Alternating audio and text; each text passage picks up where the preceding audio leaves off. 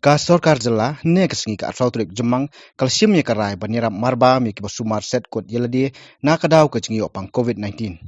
Habakren sekilat petai kubor u sembut mitirang ba ke jelau ba proston tensong ulong ye kini ki cengi rap on pentri kam kat kum ki kendon ki belah penon kam haus nam paladem.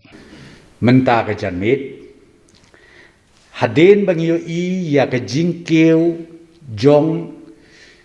ki cases man kasngi batru haden bangio i bakine ki cases ki spread keleng saudong jong ke jela jongi barok kawai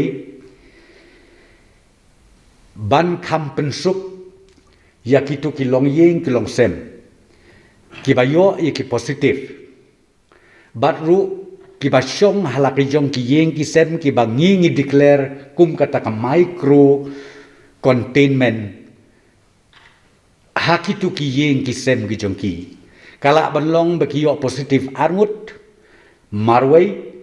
lane katnu kanungut ki badon hakatu ka tliu yeng lane hakatu ka long yeng ko long sem menta ka sngi ngilarai ba ka sorkar yakitu ki basyong halaki jong ki yeng yakitu ki ba isolate yalade halaki jong ki yeng ki bom don kam banlet ki hospital ki bom don kam banlet ki isolation centers ngin penbiang ya katu ka paket ke bingi juai mensem snem hakaba ya ki tirbam tirdi ngin penpoi sya ki tliu yeng ki jong ki kani kalong ka bingi sim ya karai menta ka janmit na ka benta ban pensuk ya kitu kolong yeng kolong sem kumbang ong ye pi ki bangi hap ban declare kum ka micro containment area lene ka micro containment household hakeleng jong kajela ka jongi bat ya kani ngila IT